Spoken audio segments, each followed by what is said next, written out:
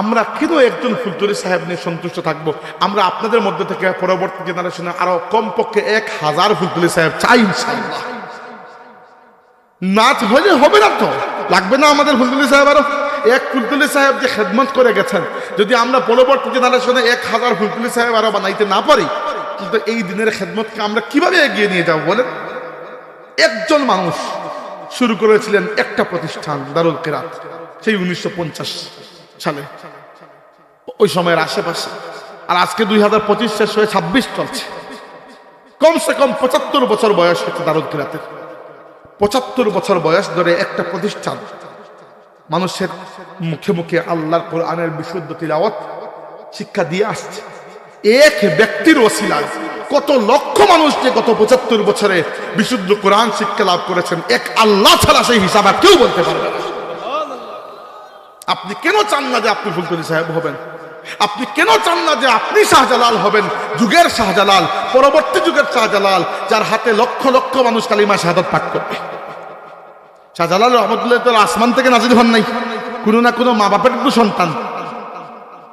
আল্লাহ রাব্বুল আলামিনের পথে চেষ্টা করেছেন, আল্লাহ তাকে পথ লাগিয়েছেন। আল্লাযীনা ইউমিনুনা বিল গায়বি, ঈমান এনেছি গায়েবের উপর, ঠিক আছে, কিন্তু গায়েবের মধ্যে আল্লাহ তাবারাকা ওয়া তাআলা থাকার পরেও দয়া করে আমাদের জন্য দুনিয়াতে কিছু নিদর্শন রেখেছেন, যেন এই নিদর্শন দেখে ঈমানদাররা আল্লাহর ব্যাপারে ঈমানকে পাকাপোক্ত করতে পারে। এই নিদর্শন নিয়ে আছে কথা বলবো। এবার এই নিদর্শনগুলো কোন কোন জায়গায় আমরা পাবো? আমরা কোরআন শরীফ থেকে বুঝতে পারি আল্লাহকে চিনার জন্য যে নিদর্শনগুলো আল্লাহ সৃষ্টি করেছেন অথবা আল্লাহ রাব্বুল আলামিন আমাদেরকে দিয়েছেন, সেগুলো আমরা 3টা জায়গার মধ্যে পাই। কয়টার মধ্যে? 3টা জায়গার মধ্যে। একটা হচ্ছে, এটা বাচ্চাদের জন্য আজকের ওয়াজ, মূলত তোমাদেরকে বোঝানোর জন্য। একটা নিদর্শন হচ্ছে আল্লাহ তাবারাকা ওয়া তাআলার সৃষ্টির মধ্যে আল্লাহ পাকের নিদর্শন রয়েছে, কেউ খুঁজলে পেয়ে যাবে। 2 নম্বর, মানুষের অন্তরের মধ্যেও আল্লাহর পরিচয় রয়েছে, মানুষ যদি খুঁজে তাহলে পেয়ে যাবে। 3 নম্বর, কোরআনের মধ্যে আল্লাহর নিদর্শন রয়েছে, মানুষ খুঁজলে পেয়ে যাবে। এই 3টা আমি কোন জায়গা থেকে বের করলাম? খুদ কোরআন থেকে। আল্লাহ বলেছেন, সানুরিহিম আয়াতিনা ফিল আফাকি ওয়া ফি আনফুসিহিম হাত্তা ইয়াতাবায়্যানা লাহুম আন্নাহুল হক। আমি আমার বান্দাদেরকে আমার এই সৃষ্টির মধ্যে এবং তাদের অন্তরের মধ্যে এমন নিদর্শনগুলো দেখাবো যেন তারা বুঝতে পারে আমার এই নিদর্শন অর্থাৎ কোরআন একটি হক কিতাব। তার মানে আল্লাহর নিদর্শন কয়টা আমরা জানি না, অনেকগুলা, কিন্তু নিদর্শন খুঁজতে হলে আল্লাহকে পরিচয় করার জন্য যে নিদর্শন দরকার, সেই নিদর্শন খুঁজতে হলে আমরা খুঁজে পাই হয় আল্লাহর সৃষ্টির মধ্যে, নইলে আমাদের অন্তরের মধ্যে, নইলে কোরআনের আয়াতের মধ্যে। এই 3 জায়গা ছাড়া অন্য কোনো জায়গায় আল্লাহকে পরিচয় করার মতো নিদর্শন খুঁজে পাওয়া সম্ভব নয়। এবার এক এক করে বলি কি নিদর্শন। আল্লাহ সৃষ্টির মধ্যে আল্লাহ নিদর্শন আছে। এই জন্য আল্লাহ বলেছেন তার সৃষ্টিকে দেখার জন্য, আল্লাহ বলেছেন আফালা ইয়ানজুরুনা ইলাল ইবলি কাইফা খুলিকাত। এই কাফিররা কি দেখে না উটের দিকে তাকিয়ে আমি আল্লাহ উটকে কিভাবে একটা ইউনিক প্রাণী হিসাবে সৃষ্টি করেছি? উটের মতো কোনো সৃষ্টি দুনিয়াতে নাই। কি জন্য? উটের মধ্যে একটা ইউনিক বৈশিষ্ট্য আছে, সেটা হচ্ছে উট একবার পানি পান করে 20 থেকে 25 দিন পর্যন্ত ওই পানি তার নিজের ভেতরে স্টোর করতে পারে।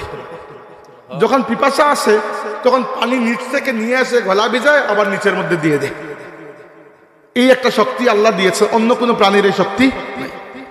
আবার দেখেন, কেন বলছি পরে বুঝবেন, একটু পরে আমি বিভিন্ন দরজা খুলবো, পরে লাগাই দেবো, চিন্তা করবেন না। এবার 2 নম্বর হচ্ছে এই পৃথিবীর মধ্যে কিছু প্রাণী আছে যাদেরকে শক্তির দিক থেকে আল্লাহ সবচেয়ে শক্তিশালী বানিয়েছেন, যেমন হাতি, যেমন বাঘ, এগুলো শক্তির দিক থেকে সবচেয়ে বেশি শক্তিশালী। কিন্তু এদেরকে আল্লাহ সবচেয়ে বেশি গতি দেন নাই।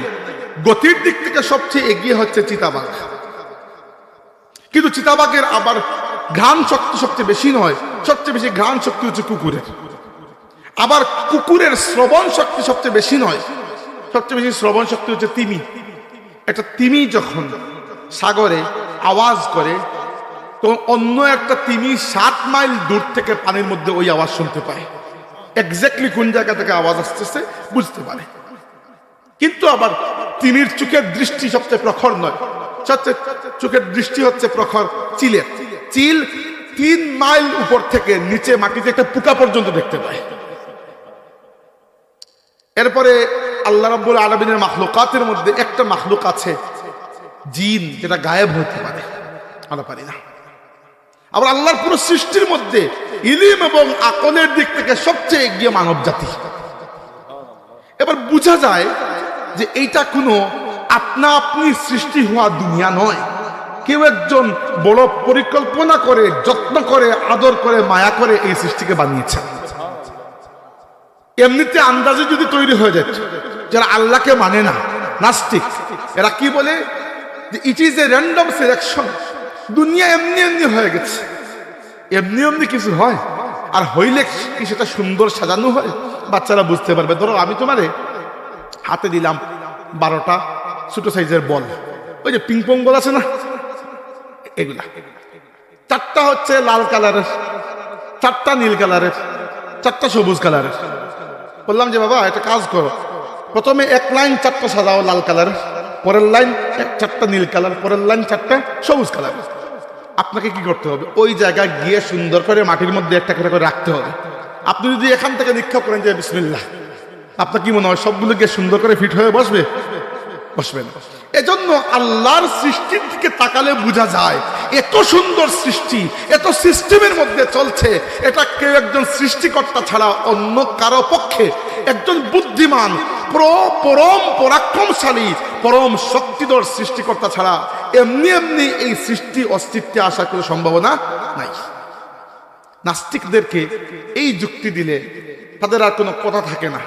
কিন্তু আমি বুঝছি একটা জিনিস, যে মানুষ নাস্তিক হয় কি জন্য? 2টা কারণে। দুনিয়ার খুব কম মানুষ নাস্তিক হয় এই জন্য যাদের আল্লাহর ব্যাপারে স্পষ্ট কোনো ধারণা থাকে না। আর বেশিরভাগ মানুষ নাস্তিক হয় এজন্য যে ইসলাম তাদেরকে একটা জীবন শৃঙ্খলাবদ্ধ জীবনযাপন করতে বলে। যেহেতু তার ইচ্ছা হচ্ছে সে বিশৃঙ্খল জীবনযাপন করবে, তাই ইসলাম পালন করতে কষ্ট হয়, এই জন্য সে নাস্তিক হয়ে যায়। আমি ঢাকা বিশ্ববিদ্যালয়ে পড়ার সময় হলে থাকতাম। ছাত্রদের যে হোস্টেল আছে না, আপনারা তো হোস্টেলে থাকেন, আমিও থাকতাম। ঢাকা বিশ্ববিদ্যালয়ে একটা হোস্টেল আছে, বিজয় 71 হল, ওইখানে থাকতাম আমি। তো ওইখানে একজন ভাই ছিলেন, যিনি নাস্তিক ছিলেন। আমার সাথে পড়তেন না, আমার থেকে সিনিয়র, একই রুমে থাকতাম আমরা। নাস্তিক ছিলেন বেশ কয়েকদিন পরে, এবং পরে শুনলাম তিনি একসময় তাবলিগও করতেন, তার মানে দিনদার মানুষ ছিলেন, বোঝাই যায়। পরে এক সময় তিনি চাকরি পেলেন, একটা বিশ্ববিদ্যালয়ের শিক্ষক হলেন, এবং আস্তে আস্তে আবার আস্তিক হয়ে গেলেন, না আল্লাহতে বিশ্বাস করতে শুরু করলেন। চিন্তা করলাম যে কাহিনী কি? একজন মানুষ ছিল আল্লাহতে বিশ্বাসী, বিশ্ববিদ্যালয়ে আসার পরে আবার অবিশ্বাসী হয়ে গেল, চাকরি পাওয়ার পরে, বউ বাচ্চা হওয়ার পরে আবার বিশ্বাসী হয়ে গেল। কারে কাহিনী কি? খোঁজ নিয়ে দেখলাম যে বিশ্ববিদ্যালয়ে আসার পরে উনার মদ এবং গাঞ্জা খাইতে ইচ্ছা করছিল। এখন মুসলমান হিসাবে এগুলো খাওয়া যায়, এই জন্য তিনি আস্তে করে ইসলাম থেকে একটু বেরিয়ে গেছেন নিজের সুবিধার জন্য। পরে আবার বউ বাচ্চা হওয়ার পরে শৃঙ্খলাবদ্ধ জীবনে ফিরে এসেছেন, বাস আল্লাহ ফিরে এসেছেন। এই হচ্ছে মানুষের মুনাফিকি। মানুষ যে আল্লাহ সম্পর্কে জেনে শুনে আল্লাহকে অস্বীকার করে এমন নয়, জানাশোনার পরে আল্লাহকে অস্বীকার করার কোনো সুযোগই নাই। শুধু যে স্রষ্টাকে অস্বীকার করার সুযোগ নাই তা নয়, এটা তো বটেই, বরং এক স্রষ্টা ছাড়া আর কেউ নাই এইটাও আপনি বিশ্বাস করবেন যখন সৃষ্টির দিকে তাকাবেন। কি জন্য? কারণ এই সৃষ্টি যদি একই সাথে 2জন স্রষ্টা তৈরি করতেন, তাহলে সব সময় একটা ঝগড়া লেগে থাকত। একটা প্রতিষ্ঠানে শিক্ষক 50 জন হতে পারেন, কিন্তু সুপার বা প্রিন্সিপাল একজনই হবেন। সমান ক্ষমতা সম্পন্ন 2জন হয়ে গেলেই পেছ লেগে যাবে। উনি বলবেন শুক্রবার শনিবার বন্ধ, উনি বলবেন না রবিবার সোমবার বন্ধ, তো রাখছে না। তাইলে প্রতিষ্ঠানে প্রধান একজন। দুনিয়াবি উদাহরণ দিলাম বোঝানোর জন্য।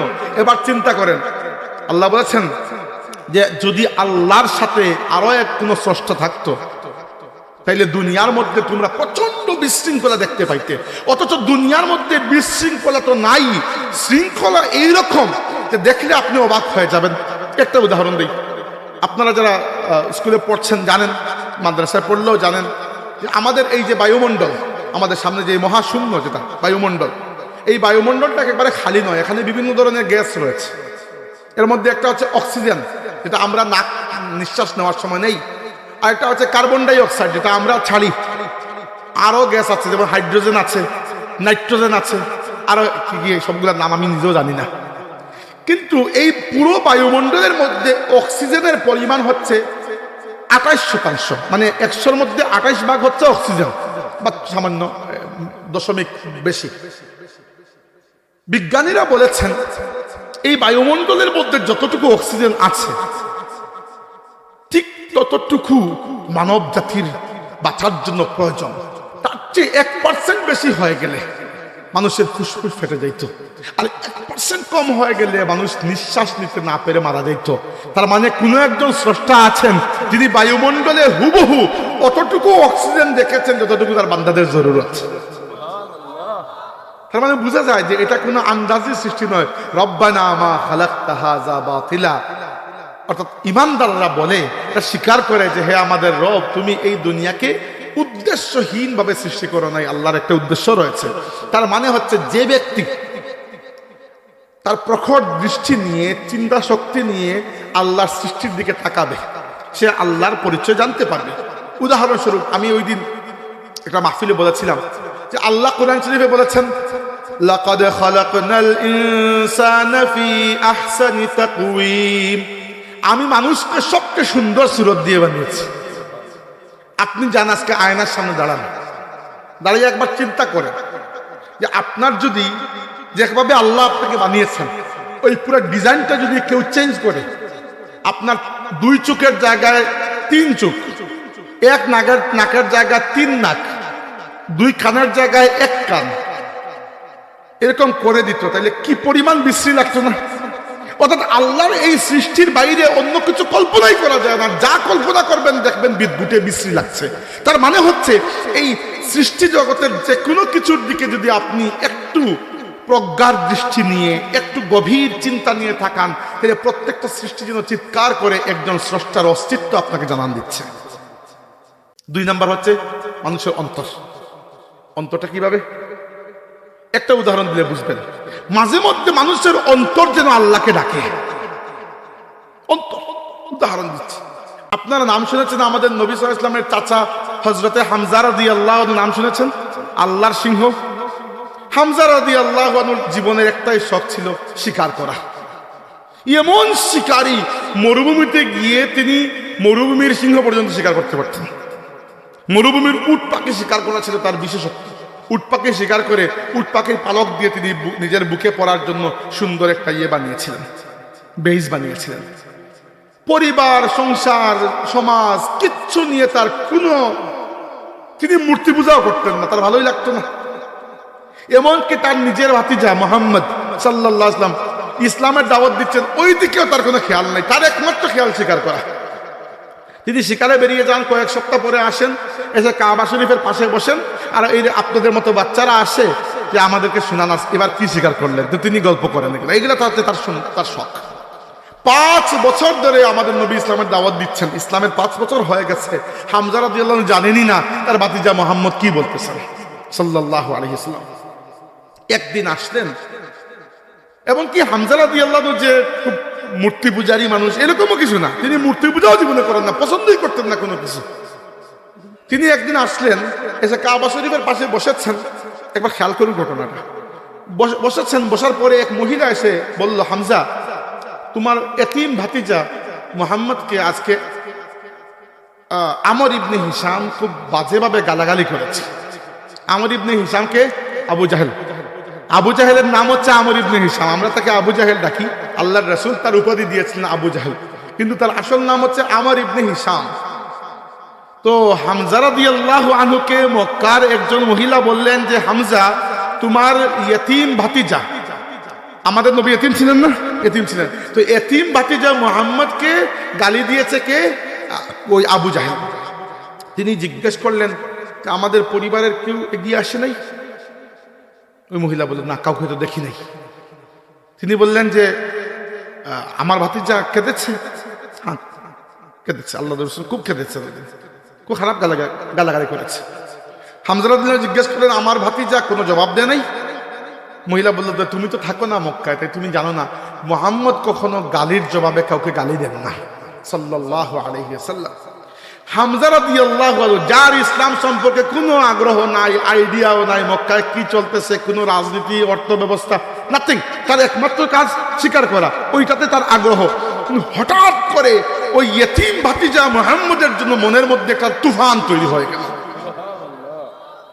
চলে গেলেন আবু জাহেলের ঘরে, টক টক টক, দরজা খুললো, আবু জাহেল বেরিয়ে আসলো। আতাসাব্বা মুহাম্মাদান, তুমি মুহাম্মদকে গালি দিয়েছো? সে বলে দিছি তো কি হয়েছে, নতুন তো দেয়নি, আগেও তো দিছি। তার পিঠের পিছনে ছিল ধনুক লটকানো, ধনুকটা তুলে আনছেন, ঠাস করে বাড়িয়ে দিয়েছেন, আবু জাহেলের মাথা ফেটে গেছে। আবু জাহেল আশ্চর্য, তোমার কি হইলো হঠাৎ করে? হামজা রাদিয়াল্লাহু আনহু বলেন আতাসাব্বা মুহাম্মাদান ওয়া আনা আলা দীনিহি, কোন সাহসে তুমি আমার ভাতিজা মুহাম্মদকে গালি দিয়েছো? আমি হামজা তার দিন কবুল করে নিয়েছি। ওইখানে দাঁড়িয়ে, অথচ জানেনই না কোন দিন, ওইটা কিভাবে কবুল করতে হয়, কিচ্ছু না। জুসের মধ্যে মন থেকে আসছে, মানে মন যেন আল্লাহকে রাখতেছে, মন থেকে আল্লাহর পরিচয়টা তিনি পেয়ে গেছেন কোন না কোনোভাবে। গেছেন আল্লাহ রাসূলের কাছে, গিয়ে বলেছেন আমি তো জুসের মধ্যে বলে এসেছি, এবার প্রপারলি কিভাবে ইসলাম কবুল করতে হয় তুমি আমাকে শেখাও। আল্লাহ রাসূল শিখিয়েছেন, হামজা রাদিয়াল্লাহু আনহু ইসলাম কবুল করেছেন। মানে মাঝে মধ্যে মানুষের মন যেন স্বীকৃতি দিয়ে দেয়। উদাহরণস্বরূপ, আপনারা বাচ্চারা উমর ইবনে খাত্তাব রাদিয়াল্লাহু নাম শুনেছেন, ইসলামের দ্বিতীয় খলিফা। উমর রাদিয়াল্লাহু আনহু খুবই মেধাবী মানুষ ছিলেন। মক্কার মধ্যে মেধাবী মানুষ বলে দুইজনই ছিলেন, যাদের মধ্যে কোয়ালিটি ছিল। কিসের কোয়ালিটি? লিডারশিপ, নেতৃত্ব, এরা খুব ভালো নেতা ছিলেন। একজন আবু জাহেল আর একজন উমর রাদিয়াল্লাহু আনহু। এজন্য আল্লাহ নবী দোয়া করেছিলেন, আল্লাহ আমর ইবনে হিসাম এবং উমর ইবনে খাত্তাবের মধ্যে তুমি যাকে মহব্বত করো তাকে আমার কাছে দিয়ে দাও। এজন্য আল্লাহ রাব্বুল আলামিন উমর রাদিয়াল্লাহু আনহুকে দিয়েছেন, কারণ আবু জাহেলকে আল্লাহ মহব্বত করেন না, এটা প্রমাণিত। তো উমর রাদিয়াল্লাহু আনহু কি করেছেন? উমর রাদিয়াল্লাহু আনহু ইসলামের উপর, আল্লাহর নবীর উপর খুবই রাগ। কি জন্য? এই জন্য নয় যে উমর রাদিয়াল্লাহু আনহু খুব মূর্তি পূজা করতেন বা এগুলোতে তার কোনো আগ্রহ নাই। তার আগ্রহ হচ্ছে যে মক্কার মধ্যে ভেজাল লাগতেছে, কিছু মানুষ ওই ইসলাম কবুল করতেছে, কিছু মানুষ করতেছে না, এটা একটা ঝামেলা না? তো তার কথা হচ্ছে এইটা বন্ধ করতে হবে। এবার ওমর রাদিয়াল্লাহু আনহু ইসলাম সম্পর্কে তেমন আগ্রহও নেই। তিনি কখনো শুনেন নাই যে কোরআন নামে আল্লাহর নবী যে কি পড়ছেন, ওইটা কখনো তিনি শুনেন নাই। আচ্ছা, ইসলাম কবুল করার আগে উমর রাদিয়াল্লাহু আনহুর অভ্যাস ছিল মদ্যপান করার, আর আরবের সবারই অভ্যাস ছিল, 2-3 জন বাদে বাকি ম্যাক্সিমাম মানুষের অভ্যাস ছিল মদপান করা, ইসলাম কবুল করার আগে। একদিন রাতে উমর রাদিয়াল্লাহু আনহু, তখন তিনি ইসলাম কবুল করেন নাই, তিনি বেরিয়েছেন তার বন্ধুদেরকে খুঁজতে, যে একসাথে রাতে আড্ডা হয়। খুঁজে পান নাই, যাইতে যাইতে যাইতে যাইতে তিনি কাবা শরীফের একবারে পাশে চলে গেছেন। তখন তো আরো লাইট লাগানো না, অন্ধকার, সবাই ঘুমিয়ে পড়ছে। শুনলেন দূর থেকে কে যেন কিছু একটা পড়তেছে। পাশে গিয়ে পিছন থেকে দেখলেন যে আমাদের নবী সাল্লাল্লাহু আলাইহি ওয়াসাল্লাম কাবা শরীফের পাশে দাঁড়িয়ে কোরআন শরীফ তিলাওয়াত করছেন, নামাজের মধ্যে দাঁড়িয়ে। নফল নামাজ, তখন নামাজ ফরজ হয় নাই। আল্লাহর রাসূল সাল্লাল্লাহু আলাইহি ওয়াসাল্লাম সকালে কিছু নফল নামাজ পড়তেন, রাতে কিছু নফল নামাজ পড়তেন। নফল নামাজের মূল উদ্দেশ্য ছিল কোরআন তিলাওয়াত করা। উমর বললেন যে আজকে শুনবো মুহাম্মদ কি বলেন, এটা খালি শুনি কি নাকি কি পড়েন, আর মানুষের কানে পৌঁছাইলেই নাকি মানুষের অন্তর পরিবর্তন হয়ে যায়, দেখি আজকে আমার অন্তর পরিবর্তন হয় কিনা, এটা শুনবো। এখন দেখেন, তিনি তো মক্কার মধ্যে খুব টাফ মানুষ, তাই না? সামনে বসে যদি শুনেন তাহলে তো বেইজ্জতি, মানুষ বলে হে তুমিও দেখি চলে গেছো। এই জন্য বেইজ্জতি এড়ানোর জন্য তিনি কি করলেন, ঠিক আল্লাহর রাসূল কাবা শরীফের যে পাশে আছেন, তিনি ঠিক উল্টা পাশে চলে গেলেন, গিয়ে কাবা শরীফের গিলাফের মধ্যে ঢুকে গেলেন। গিলাফ তো ভারী, তাই না? অনেক ভারী, গিলাফ তো অনেক ভারী কাপড়ের। আর গিলাফের ভেতর দিয়ে আস্তে আস্তে আস্তে আস্তে আস্তে আস্তে হেঁটে হেঁটে দেওয়াল ধরে ধরে তিনি এমন সাইডে জায়গা চলে আসলেন যে আল্লাহর রাসূলের একবারে সামনে সামনে চলে আসলেন। মাঝখানে দেওয়াল, গিলাফ কাবা শরীফের, আর উমর রাদিয়াল্লাহু আনহু গিলাফের ভেতরে, দেওয়াল আর গিলাফের মধ্যখানে, আর আল্লাহর রাসূল একটু দূরে দাঁড়িয়ে তিলাওয়াত করছেন কাবার দিকে ফিরে। তো তখন তো মাক্কি সূরাগুলো নাজিল হচ্ছে। মক্কা শরীফে আল্লাহর নবী আছেন। মাক্কি সূরা আর মাদানী সূরা চিনেন তো আপনারা? পার্থক্য কি? কিছু পার্থক্য আছে। মাক্কি সূরা কোনগুলা? অনেকে বলবেন যেগুলা মক্কায় নাজিল হয়েছে। না, মাক্কি সূরা হচ্ছে যেগুলো আল্লাহর নবী হিজরত করার আগে নাজিল হয়েছে, আর মাদানী সূরা হচ্ছে যেগুলো আল্লাহর নবী মদিনা শরীফে হিজরত করার পরে নাজিল হয়েছে। বুঝতে পেরেছেন বৈশিষ্ট্য কি পার্থক্য? মাক্কি সূরায় নরমালি ছোট ছোট আয়াত, মাদানী সূরার আয়াতগুলো বড় বড়। আমারে যদি আপনি উপরে সূরাটা মাক্কি না মাদানী এটা ঢেকে দেন, আর আমাকে যদি দুইটা আয়াত পড়ার সুযোগ দেন, আমি বলতে পারবো মাক্কি না মাদানী, কারণ আমার প্যাটার্ন জানা হয়ে গেছে। মাক্কি সূরার মধ্যে কাব্যিক ছন্দ থাকে, মাদানী সূরার মধ্যে কাব্যিক ছন্দ থাকে না। মাক্কি সূরা দেখবেন প্রত্যেকটা আয়াতের পরে পরে মিল আছে, আছে না? যেমন উদাহরণস্বরূপ والنازعات غرقا والناشطات نشطا والسابحات سبحا فالسابقات سبقا, এই যে মিলগুলো আছে এইগুলা হচ্ছে মাক্কি সূরার বৈশিষ্ট্য। তো মক্কা শরীফেই আছেন আল্লাহর নবী, তখন ইসলামের দাওয়াত দিচ্ছেন, 5 বছর হয়েছে, তিনি তিলাওয়াত করছিলেন। এবার তিলাওয়াত শুনে শুনে কতক্ষণ পরে আল্লাহর রাসূল তিলাওয়াত করছিলেন সূরা হাক্কা। সূরা হাক্কা কেউ পড়েছেন? আল হাক্কাতু মাল হাক্কা ওয়া মা আদরাকা মাল হাক্কা, এই সূরা তিলাওয়াত করছিলেন।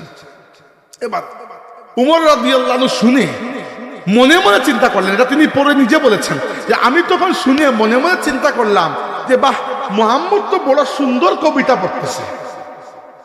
ওই সময় আল্লাহর নবী সাল্লাল্লাহু আলাইহি ওয়াসাল্লাম যে আয়াতটি পড়লেন ওই আয়াতটি ছিল ওয়া মা হুয়া বিকাউলি শাইর। আল্লাহ কোরআনের ওই আয়াতের মধ্যে বলেছেন এটা কোনো কবির লেখা কবিতা নয়। যেই মাত্র ওমর রাদিয়াল্লাহু মনে এসেছে যে বাহ, সুন্দর কবিতা পড়তেছেন, ওই এক্স্যাক্টলি ওই সময় আল্লাহ নবী পড়লেন ওয়া মা হুয়া বিকাউলি শাইর, এটি কোনো কবিতা নয়। ওমর রাদিয়াল্লাহু ভয় পেয়ে গেলেন, কাহিনী কি? মুহাম্মদ সাল্লাল্লাহু আলাইহি ওয়াসাল্লাম কি জাদুকর নাকি? আমার মনের কথা বুঝতে পারলেন। যেই মাত্র তিনি এটা মনে এসেছে, পরের লাইনের পরের লাইন আল্লাহ নবী পড়লেন ওয়ালা বিকাউলি কাহিন, এটা কোনো কাহিন বা জ্যোতিষীর কথাও নয়। ওমর রাদিয়াল্লাহু আরো ভয় পেয়ে গেলেন, চিন্তা করলেন তাহলে এটা কি? ওই সময় আল্লাহ নবী পড়লেন তানজিলুম মির রাব্বিল আলামিন, এটা রব্বুল আলামিনের পক্ষ থেকে নাজিল হওয়া একটা কিতাব। উমর রাদিয়াল্লাহু আনহু, যিনি দুনিয়ার মধ্যে কোনো মানুষকে ভয় পান না, সেই দিন ভয় পাইলেন। ভয় পেয়ে আস্তে আস্তে আস্তে লুকাই লুকাই লুকাই লুকাই বাড়িতে চলে গেছে। কিন্তু এই দিন মনের মধ্যে এটা আসর হয়েছে, এই যে কাহিনী কি।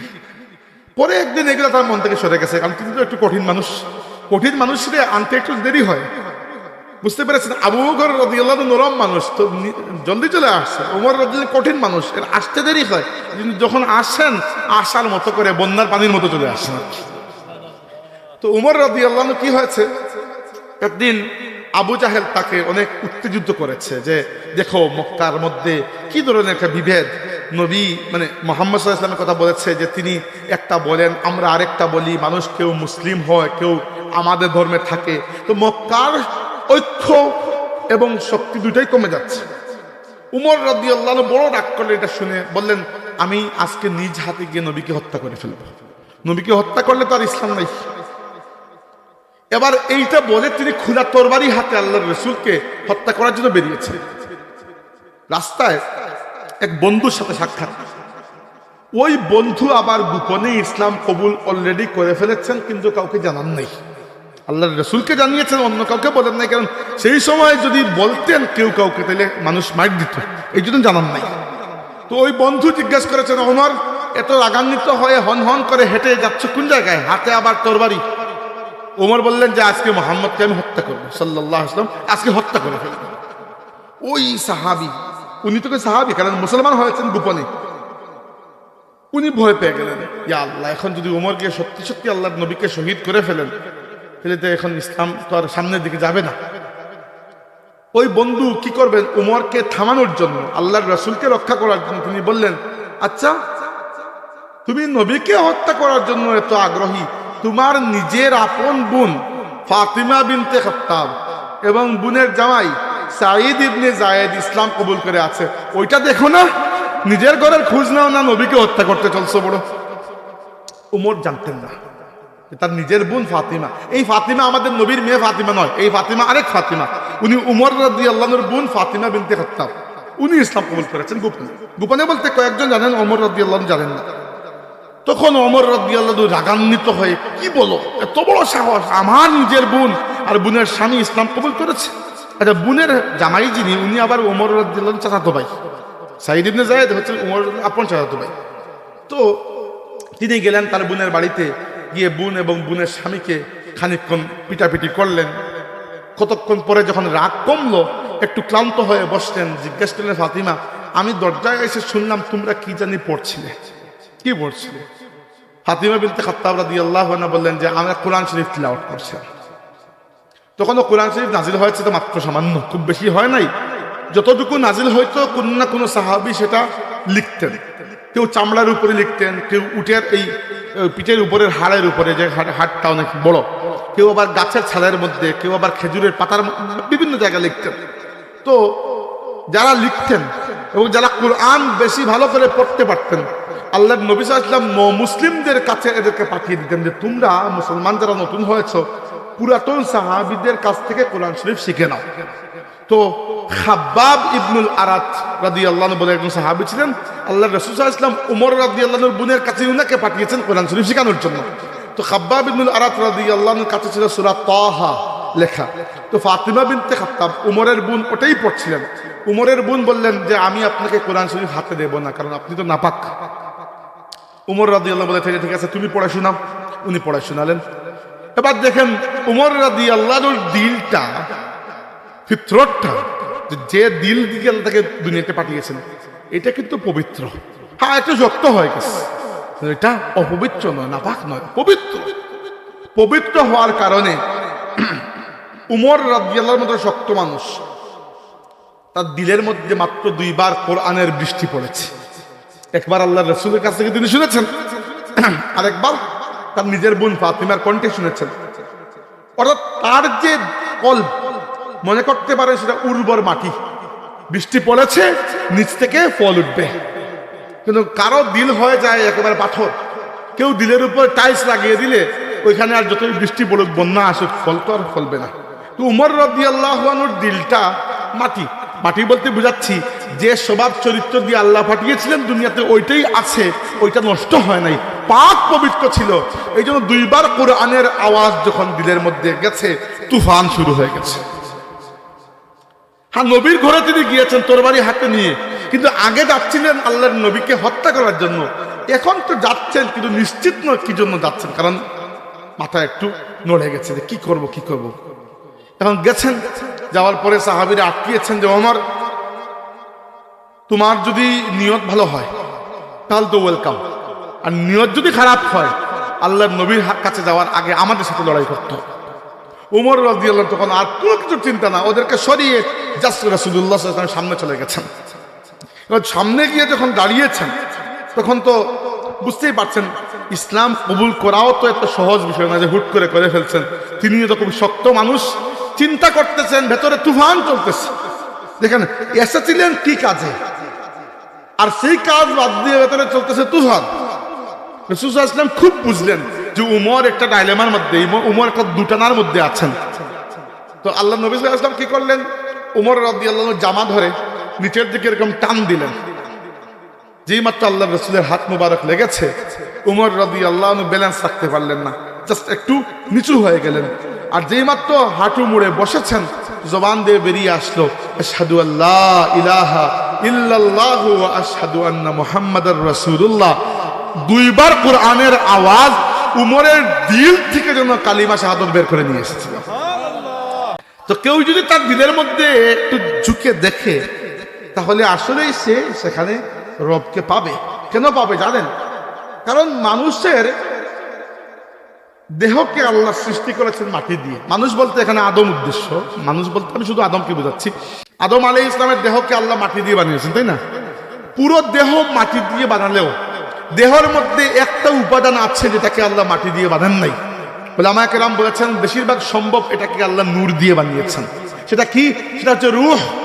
আল্লাহ পাক বলেছেন ওয়া নাফাখতু ফীহি মির রূহি, আমি আল্লাহ নিজে আদমের মধ্যে আমার পক্ষ থেকে রূহকে ফুঁকে দিয়েছি।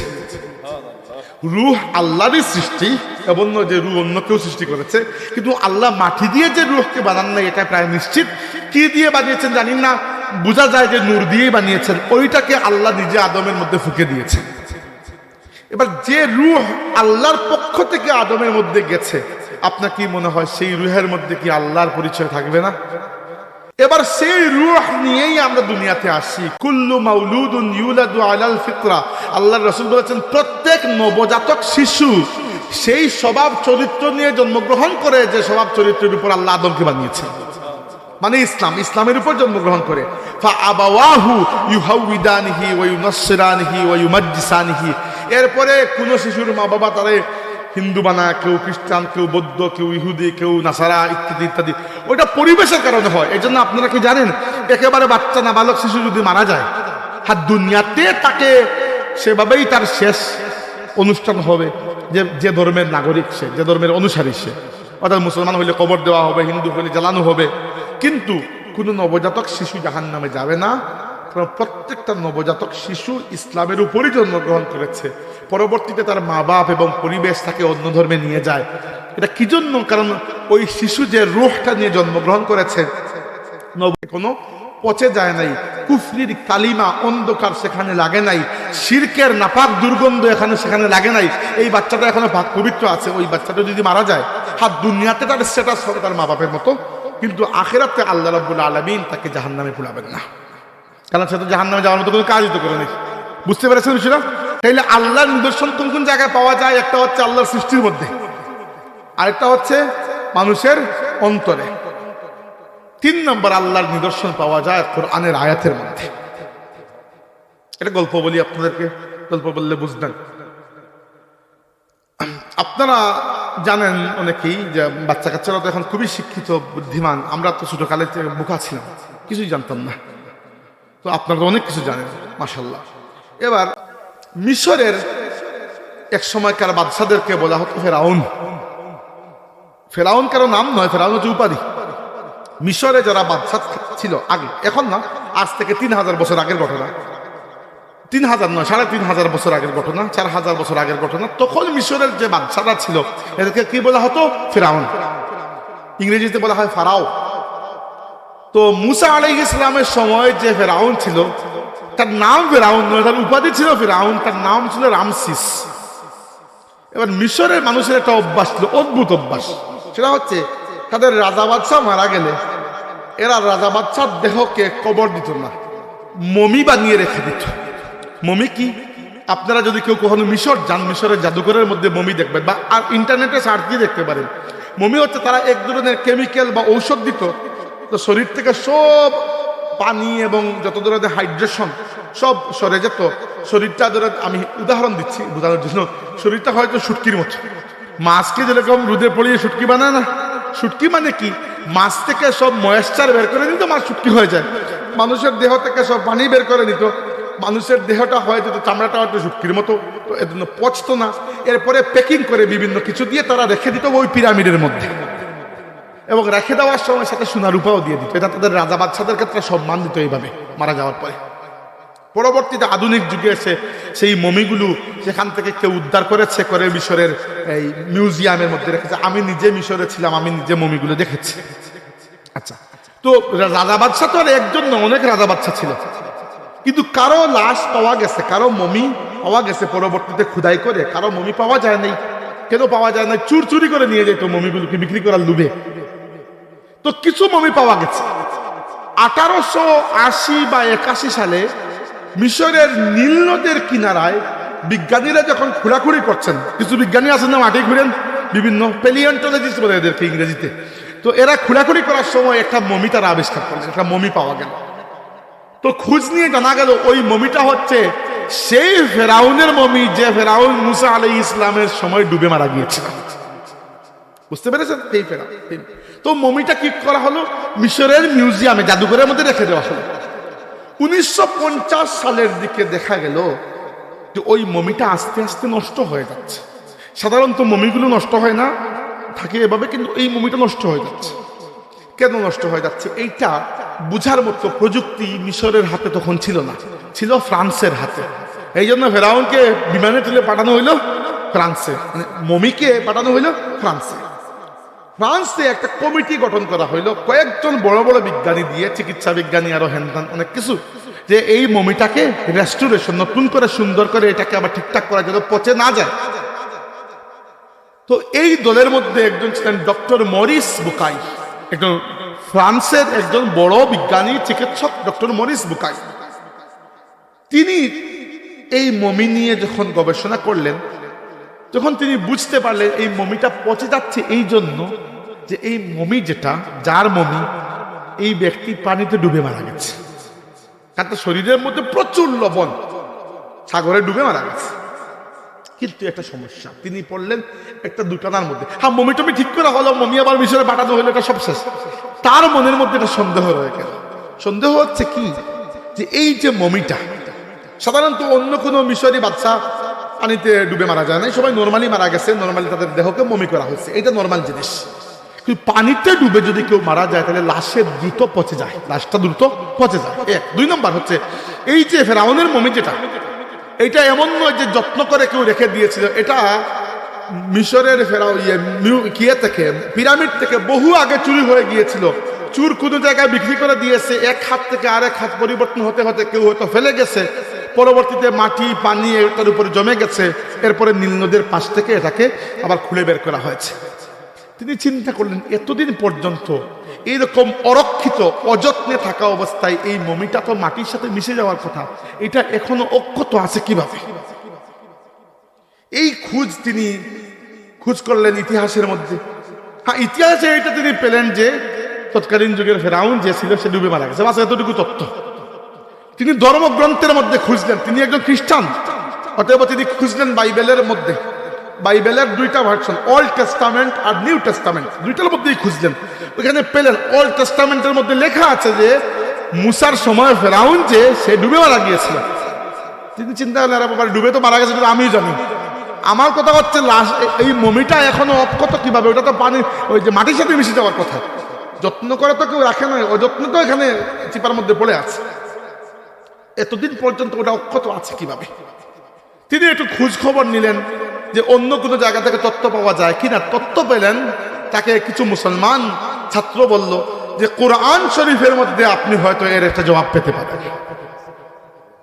কোরআন শরীফ স্টাডি করলেন, জ্ঞানী মানুষ, কোরআন শরীফ স্টাডি করলেন, ওইখানে পেলেন যে ফিরআউন যখন মুসা আলাইহিস সালামকে ধাওয়া করছিল, জানেন তো আপনারা, তো তারা যখন ফালাম্মা তারা আল জামানি ক্বালা আসহাবু মুসা ইন্না লামুদরিকুন, যখন তারা সাগরের কিনারে আসলো, মুসার উম্মত বলল, হায় রে মুসা, তুমি তো ডুবাই মারবা আমাদেরকে, নাফরমান তো, এই জন্য বলছে যে হায় মুসা, আগে তো খালি ফেরাউন মারতো, এখন দেখি পিছন থেকে ফেরাউন মারতেছে, আমাদের সাগর মারতেছে আমাদেরকে।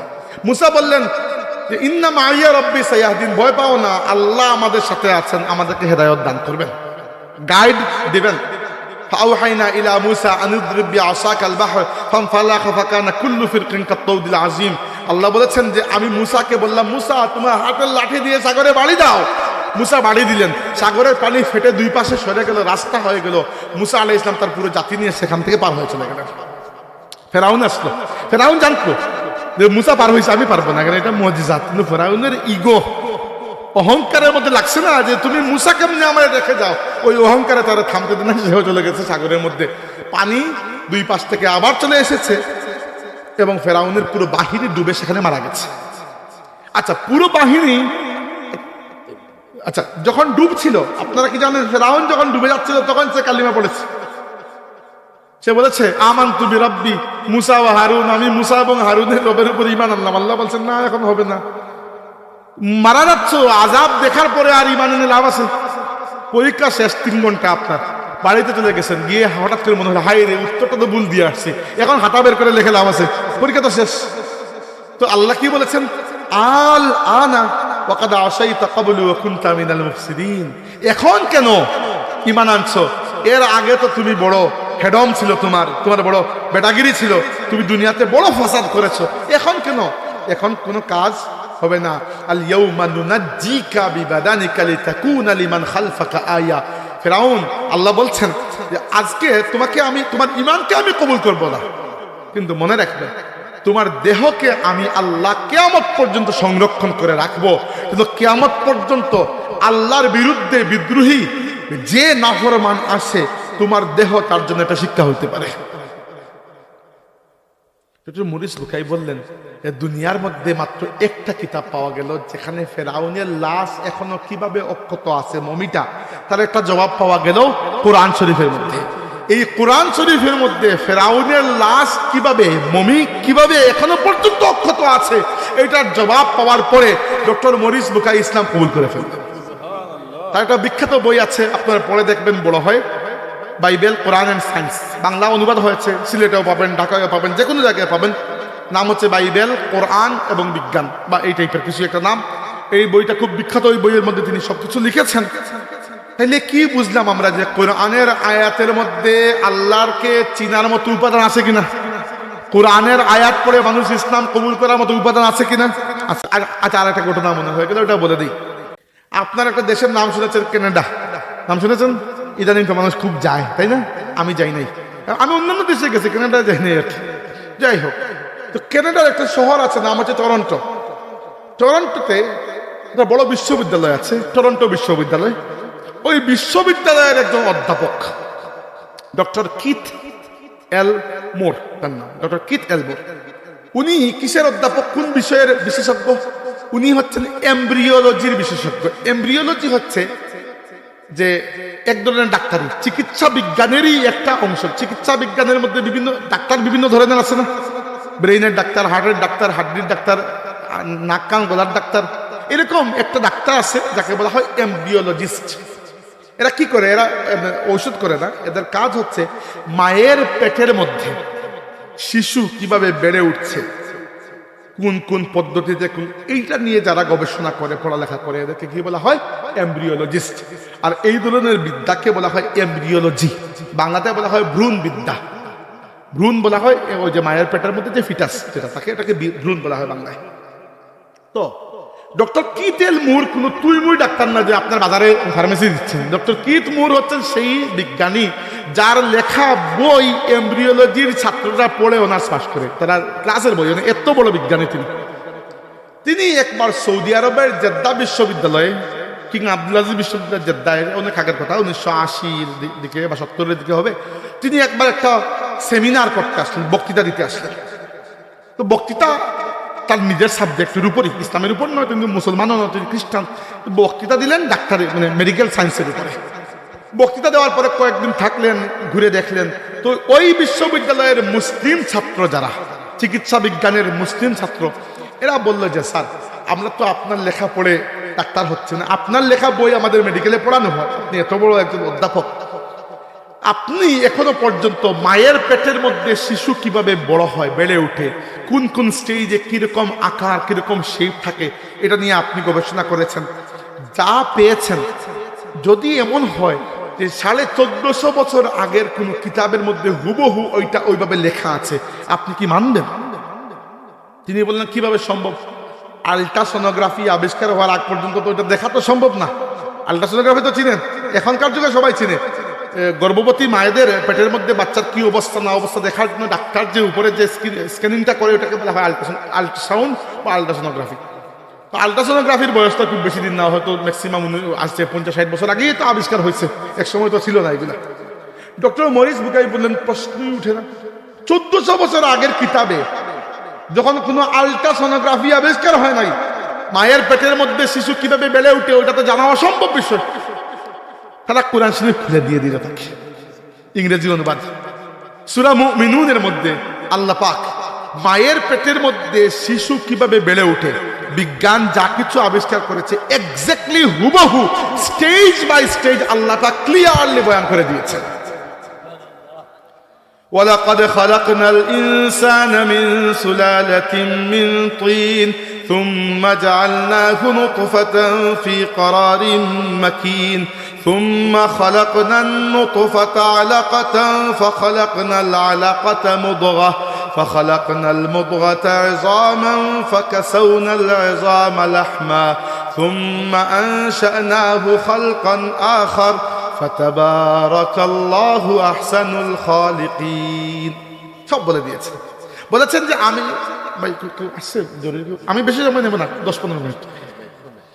তাহলে এবার আল্লাহ পাক কি বলছেন যে আমি ওয়ালাকাদ খালাকনাল ইনসানা মিন সুলালাতিন মিন তিন, আমি মানুষকে সৃষ্টি করেছি মাটির নির্যাস থেকে। মানে জেনতেন মাটি নয়, মাটিকে নিয়ে পরিষ্কার করে পানি মিশিয়ে মাটিকে সুন্দর করে সেই মাটি দিয়ে আমি মানুষকে সৃষ্টি করেছি। এখানে মানুষ বলতে আল্লাহ আদমকেই বুঝিয়েছেন। এই ব্যাপারে উলামায়ে কেরাম বলেছেন এখানে যে আল্লাহ বলেছেন মানুষকে সৃষ্টি করেছি, এর দ্বারা উদ্দেশ্য হচ্ছে আমি আল্লাহ আদমকে সৃষ্টি করেছি মাটি দিয়ে। সুম্মা জাআলনাহু নুতফাতান, এরপরে আমি আল্লাহ যখন পরবর্তীতে মানুষ সৃষ্টি করেছি তখন কি করেছি, তাকে আমি বানিয়েছি, ইংরেজিতে বলা হয় সিমেন্ট, বাংলাতে বীর্য বলা হয়, এবং তাকে আমি রেখে দিয়েছি এক ফোঁটা পানি হিসাবে একটা সুরক্ষিত কারাগারের মধ্যে। ওই সুরক্ষিত কারাগার হচ্ছে মায়ের জরায়ু, মায়ের পেটের মধ্যে যেখানে বাচ্চা প্রথমে পিতার ঔরস থেকে গিয়ে থাকে, ওইটাকে কি বলা হয়, রেহেম বা জরায়ু। আল্লাহ বলেছেন তাকে এক ফোঁটা বীর্য আকারে বা সিমেন্ট আকারে আমি আল্লাহ রেখে দিয়েছি এটা সুরক্ষিত কারাগারের মধ্যে। সুম্মা খালাকনা নুতফাতা আলাকা, এরপরে এই এক ফোঁটা পানিকে বা সিমেন্টকে আমি আল্লাহ বানিয়েছি আলাকা। আলাকা শব্দের অর্থ হচ্ছে আইন লাম কাফ, এই মাদ্দা থেকে যে শব্দ আসে এর অর্থ হচ্ছে ঝুলন্ত। এই জন্য কাবা শরীফে যে কবিতাগুলো লটকানো ছিল এগুলোকে কি বলা হতো, সাবা মুআল্লাকা। আলাকা মানে হচ্ছে ঝুলানো। সবচেয়ে আশ্চর্যের বিষয় এইটা যে আমি সিমেন্ট থেকে 2 নম্বর স্টেজে শিশুকে বানিয়েছি, ইংরেজিতে বলা হয় জাইগট। জাইগট হচ্ছে বুঝবেন, কখনো জুকে ধরছিল আপনাদেরকে? আচ্ছা, তো যুগ তো পায়ের সাথে কিরকম এরকম ঝুলে থাকে তাই না, এক সাইডে কামড় দিয়ে। তো মায়ের পেটে শিশু প্রথম অবস্থায় মায়ের জরায়ুর সাথে এরকম জুকের মতো আটা লেগে ঝুলন্ত অবস্থায় থাকে। এইটা আল্লাহ কোরআন শরীফে বলে দিয়েছে, এটাকে বলে আলাকা, ইংরেজিতে বলা হয় জাইগট। সুম্মা খালাকনাল আলাকাতা মুদগা, এরপরে আমি এই আলাকা যেটা ঝুলন্ত ওইটাকে বানছি মুদগা। মুদগাকে বলা হয় আরব ইংরেজি ভাষায় ফ্ল্যাশ। ফ্ল্যাশ মানে হচ্ছে ঠিক মাংস নয়, মাংসের আগের স্টেজ ফ্ল্যাশ। সুম্মা খালাকনাল মুদগাতা ইজামা, এরপরে এই ফ্ল্যাশের মধ্যে আমি আল্লাহ হাড্ডি, হাড়, বোন তৈরি করেছি। ফাকাসাউনাল ইজামা লাহমা, এরপরে গুস্ত এবং চামড়া সবকিছু দিয়ে সেই হাড়গুলোকে ঢেকে দিয়েছি।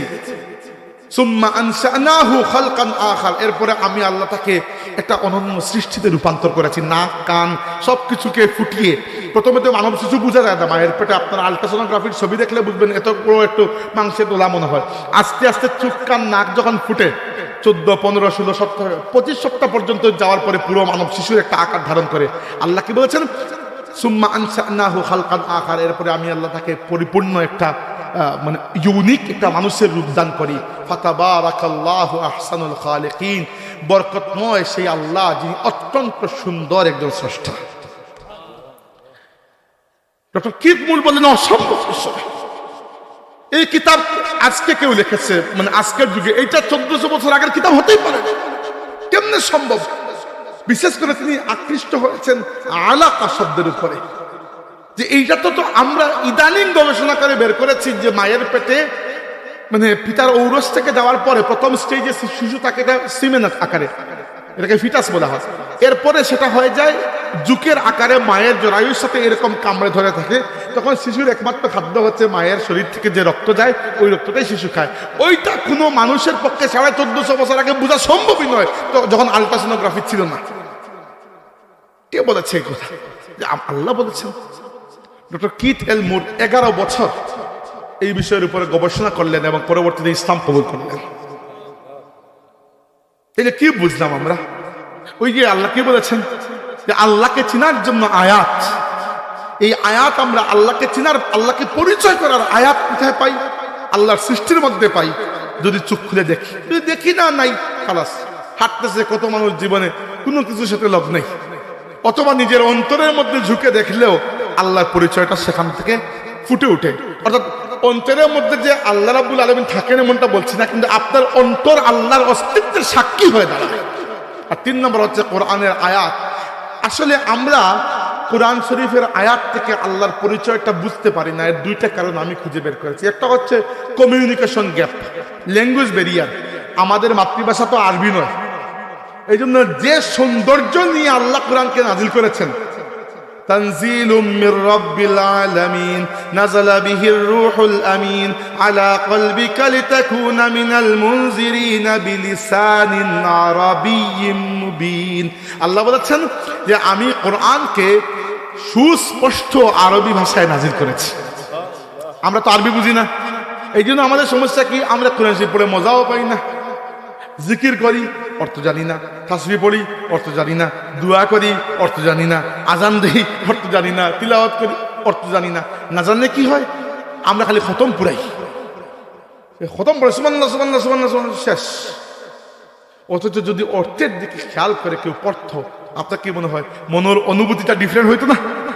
আমি যদি এখন এখানে বসে চাইনিজ ভাষায় ওয়াজ করতাম, আপনি শুনতেন, যতই আবেদনময়ী আবেগী ওয়াজ শুনতেন না, কিছু বুঝতে পারতেছেন না, কি শুনে কি হবে, লাভ কি? এই আমাদের সমস্যাটা আছে। এই জন্য বাচ্চারা, আমি তোমাদেরকে বলছি যে মাদ্রাসায় পড়ালেখা শুরু করেছো, হিফজ করেছো বা করছো, এটা শুরু মাত্র, থেমে যেও না।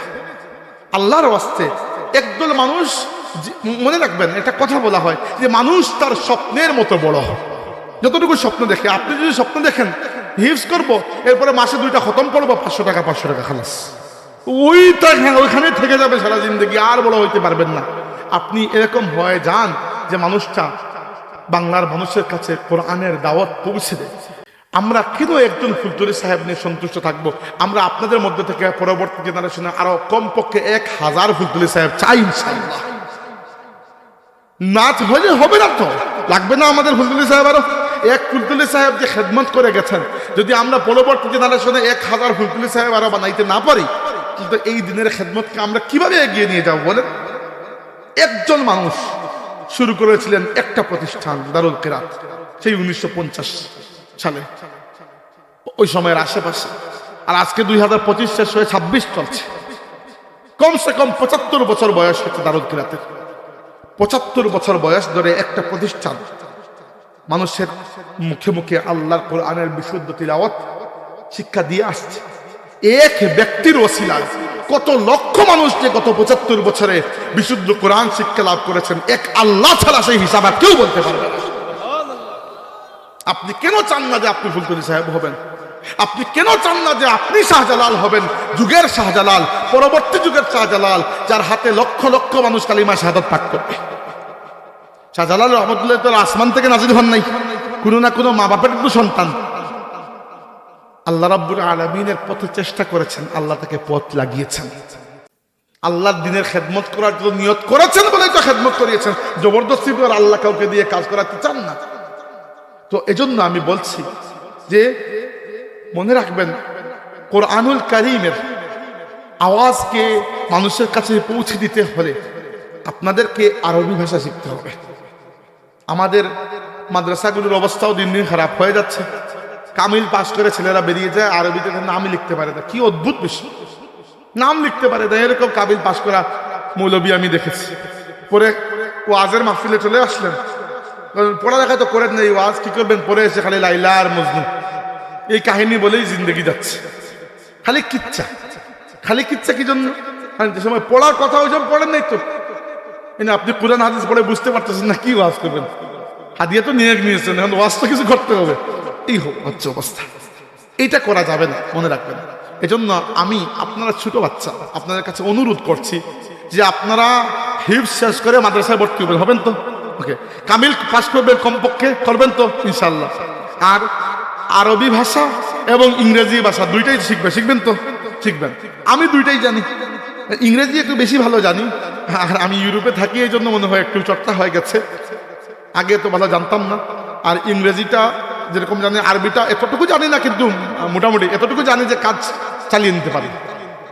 আমি শিখলাম, শিখতে পারলাম, আপনি কেন পারবেন না? আবার আপনার কি মনে হয় আমি কি আসানো কোনো মেধাবী? না, আমি যতটুকু আপনি ততটুকু শিখবেন তো। কারণ যদি না শিখেন তাইলে আল্লাহর কিতাব কোরআন পড়ে আপনি মজা পাবেন না। আর 2 নম্বর আমাদের সমস্যা কি জানেন? আমরা সাগরে মণিমুক্তা খুঁজতে যাই, কিন্তু ডুব দেই না, খালি উপরে উপরে সাঁতার দেই।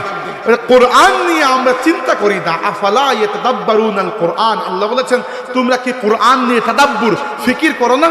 যারা কোরআন নিয়ে চিন্তা করেছে তারা কোরআনের মধ্যে মণিমুক্তা খুঁজে পেয়েছে। আর খালি উপরে উপরে তিলাওয়াত করে গেলে সেই তিলাওয়াত আপনার জীবনে রং আনতে পারবে না। রং আনার দরকার আছে কিনা? সিবগাতাল্লাহ ওয়া মান আহসানু মিনাল্লাহি সিবগা, আল্লাহর রঙে রঙিন হও। আল্লাহর রংটা পাবেন কোন জায়গা থেকে? সাহাবা কেরাম তো সরাসরি আল্লাহর নবীর কাছ থেকেই আল্লাহর রং পেয়ে গেছেন। এখন তো আর আল্লাহর নবী সরাসরি আমাদের সামনে হাজির নয়। আল্লাহর রাসূল তার পেছনে দুইটা জিনিস দেখে গেছেন, তারাকতু ফীকুম আমরাইন, তোমাদের জন্য দুইটা জিনিস রেখে যাচ্ছি, লান তাদিল্লু মা ইন তামাসসাকতুম বিহিমা, এই দুইটা জিনিসকে যদি তোমরা শক্ত করে ধরো কখনো পথভ্রষ্ট গুমরাহ বেপথে যাবে না। একটা হচ্ছে কিতাব আল্লাহ, আল্লাহর কিতাব কোরআন, আর একটা সুন্নাত রাসূলিহি, তার রাসূলের সুন্নাত। তাইলে আমি আপনাদেরকে অনুরোধ করছি আপনারা কোরআন শেখার জন্য প্রথমে কোরআন শরীফ বিশুদ্ধ করে তিলাওয়াত করতে পারে, ওটা ফরজ, ওটা কোনো নফল কাজ নয়। 2 নম্বর, আপনারা হাফিজি মাদ্রাসার ছাত্র বেশিরভাগই, তাহলে হিফজও করবেন ইনশাআল্লাহ। হিফজ করে শেষ নয়, এরপরে আপনারা মাদ্রাসায় কামিল পাস করবেন, পারলে বিশ্ববিদ্যালয়ে ভর্তি হবেন, সেখান থেকেও পাস করবেন। এটা কোনো কঠিন কিছু নয়। আমি করতে পারলাম, আপনি কেন পারবেন না? আমি তো আদিলটা কিছু না, আপনার মতোই। 3 নম্বর হচ্ছে বিশেষ গুরুত্ব দিয়ে আপনি আরবি ভাষা শিখবেন, সাথে ইংরেজিটাও শিখবেন, কারণ দুনিয়াতে চলার ক্ষেত্রে কাজে লাগবে। তাহলে কি হবে? আপনি আল্লাহর কিতাব যখন পড়বেন তখন বুঝতে পারবেন, অনুবাদকের দৃষ্টি দিয়ে পড়া লাগবে না, সরাসরি বুঝতে পারবেন যে আপনার পরওয়ারদিগার আপনার সাথে কি বলতে চাইতেছেন।